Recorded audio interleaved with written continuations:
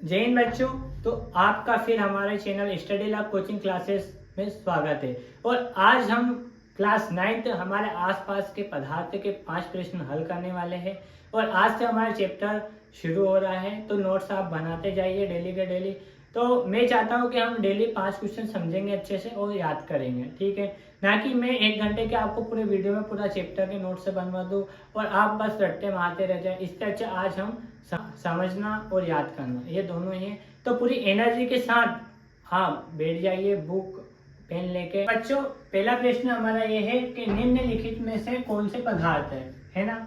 कुर्सी, वायु, स्नेह, गंध, गणना, बादाम, विचार, शीत, नींबू पानी, इत्र की सुगंध, ठीक है। अब इनमें से उन्होंने बोला है कि पदार्थ इनमें से कौन कौन से हैं, ठीक है। तो हमने पदार्थ समझा था।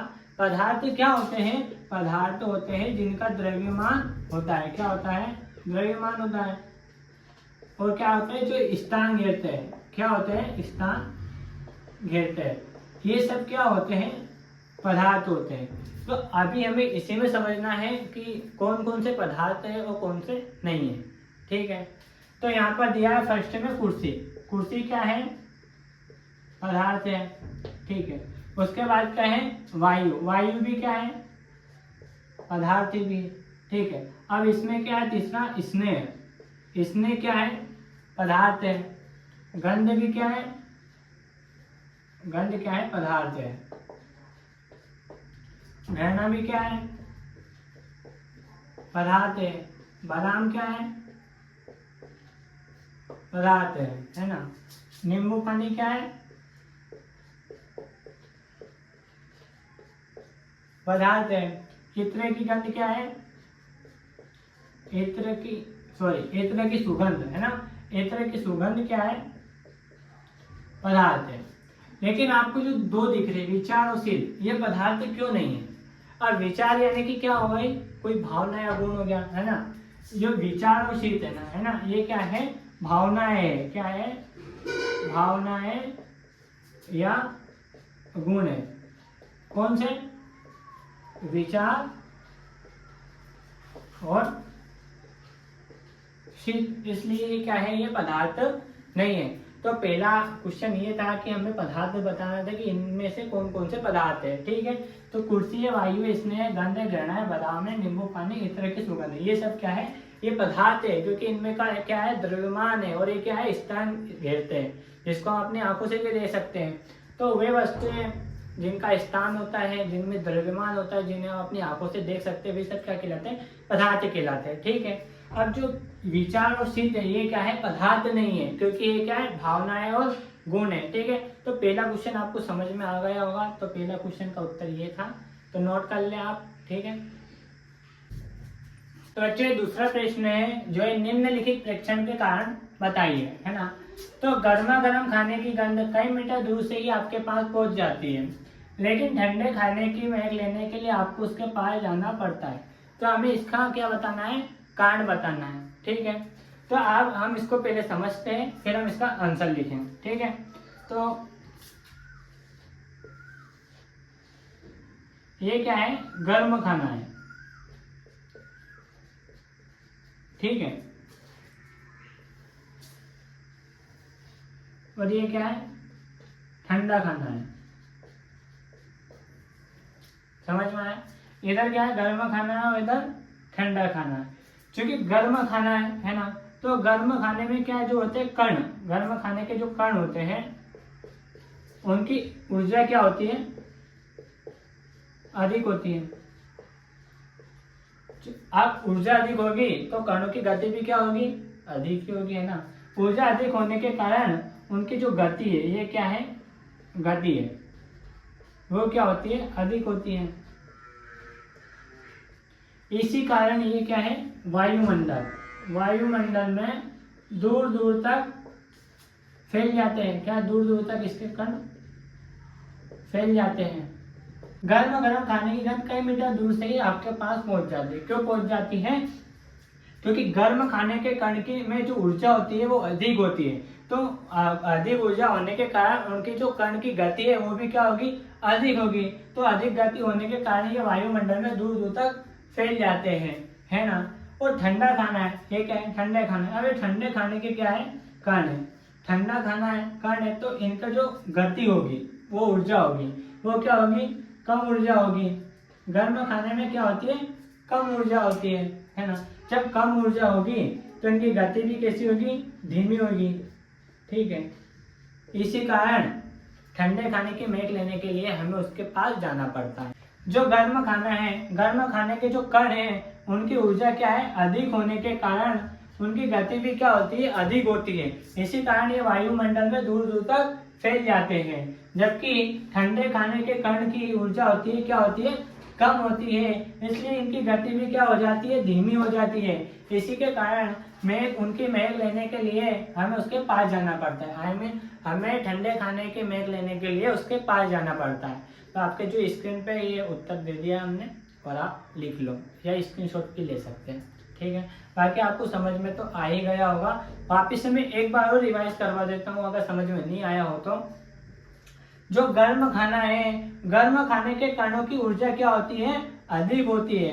अधिक ऊर्जा होने के कारण उनके कणों की गति भी अधिक होती है, इसलिए क्या होते हैं, वायुमंडल में दूर दूर तक फैल जाते हैं, है ना। जबकि ठंडा खाने के कणों की गति ऊर्जा होती है वो कम होती है, इसीलिए क्या उनकी गति कैसी हो जाती है, धीमी हो जाती है। इसलिए ठंडे खाने की महक लेने के लिए हमें उसके पास जाना पड़ता है। बच्चों, ये क्या है, हमारा तीसरा प्रश्न है। क्या है, स्विमिंग पूल में गोताखोर पानी काट पाता है, इससे पदार्थ का कौन सा गुण प्रक्षेप होता है। ठीक है, तो ये क्या हमारा तीसरा प्रश्न है। अब हम इसका क्या उत्तर समझेंगे, है ना। आगे हम इसको समझेंगे, फिर आप लिख लेंगे, है ना। तो ये क्या बना रहा हमें, क्या है, स्विमिंग पूल है। ये क्या है, समझना इसको, क्या है, स्विमिंग पूल है। ठीक है, अब गोताखोर कौन होता है, जो इसमें तैरने वाला क्या होता है, गोताखोर। ये कोई व्यक्ति है, ठीक है, ये क्या है, गोताखोर है। जब ये व्यक्ति यानी कि गोताखोर इस स्विमिंग पूल में कूदता है तो क्या करता है, अपने हाथों से पानी को अलग करता है। क्या करता है, पानी को अपने हाथों से अलग करता है। और जो पानी के जो कण होते हैं वो क्या होते हैं, हल्के जुड़े होते हैं, हल्के जुड़े होते हैं, है ना। तो ये जो उदाहरण दर्शाता है, ये जो उदाहरण दर्शाता है वे कणों के बीच रिक्त स्थान, कणों के बीच के रिक्त स्थान और कणों के गति करने की क्षमता, गति करने की क्षमता को दर्शाता है। ठीक है, इतना लिख लेना। उदाहरण क्या क्या उदाहरण है, ये जो उदाहरण बता रहा है, ये क्या बता रहा है, कणों के बीच रिक्त स्थान और कणों की गति करने की क्षमता को दर्शाता है। और जब कोई गोताखोर स्विमिंग पूल में कूदता है तो पानी को अलग कर देता है। क्या कर देता है, अलग कर देता है। और पानी के जो कण होते हैं वो आपस में हल्के जुड़े होते हैं, लूजीले जुड़े होते हैं। ठीक है, आपको स्क्रीन पे दे दिया है, आप नोट कर सकते हैं। हमारा चौथा प्रश्न है, पदार्थ के कणों की क्या क्या विशेषताएं होती है। ठीक है, तो हम विशेषता देखेंगे पदार्थ के कणों की क्या क्या विशेषताएं होती है ना। तो पहली विशेषता है कि पदार्थ के कण होते हैं वो अत्यंत सूक्ष्म होते हैं। क्या है, पदार्थ के जो कण होते हैं, पदार्थ के कण होते हैं, क्या होते हैं, अत्यंत सूक्ष्म होते हैं।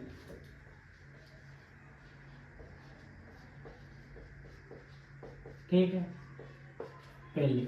जो सेकंड है, दूसरी, वो क्या है, पदार्थ के कणों के बीच आकर्षण बल पाया जाता है। पदार्थ के कणों के बीच आकर्षण बल होता है। क्या होता है, आकर्षण बल होता है। ठीक है, तीसरा है कि पदार्थ के कणों के बीच रिक्त स्थान पाए जाते हैं। क्या, पदार्थ के कणों के बीच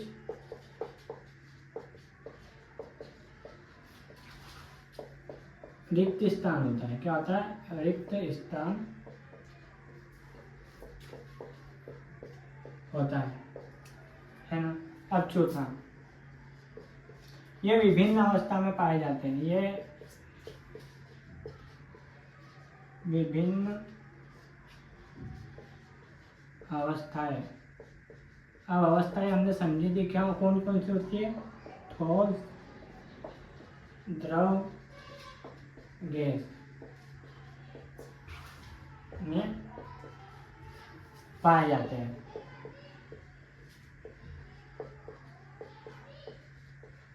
पदार्थ कणों की हम विशेषता समझेंगे। पदार्थ के कण क्या होते हैं, अत्यंत सूक्ष्म होते हैं।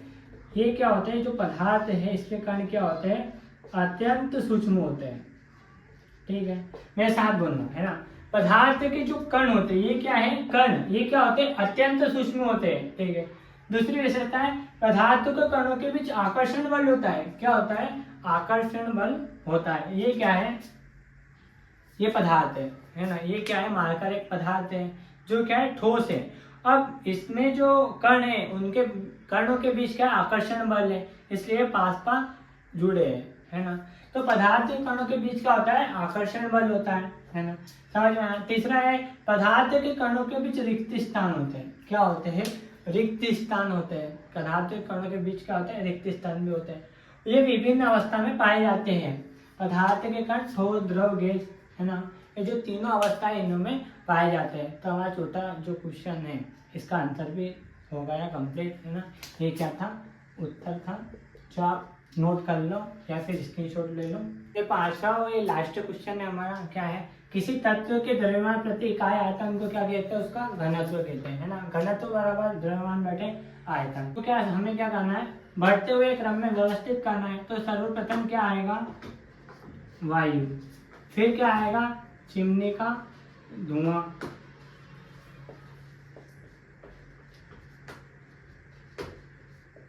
ठीक है, फिर उसके बाद क्या आएगा, शहर यानी कि वातावरण, उसके बाद क्या आएगा, जल, फिर उसके बाद क्या आएगा, जल के बाद रुई, और फिर रुई के बाद चौक, फिर चौक के बाद लोहा। तो ये हमारा क्या था, उत्तर था। इसको नोट कर लो। में भ्रम होगा रुई में, क्योंकि रुई का जो संपीड़न होता है तो उसका क्या घनत्व बढ़ जाता है, इसलिए क्या है, जल के बाद रुई को रखा गया है बढ़ते हुए क्रम में। ठीक है, तो अगर आपको कोई सा भी डाउट हो या कुछ समझ में नहीं आया तो हमारी वीडियो पे कमेंट करें और हमें बताइए। मिलते हैं नेक्स्ट क्लास में। जय हिंद, जय भारत। और अगर आपने सब्सक्राइब नहीं किया हमारे चैनल को तो सब्सक्राइब करके जाइए, ताकि आप अच्छे से तैयारी कर सकें और अच्छे नंबर ला सकें। धन्यवाद।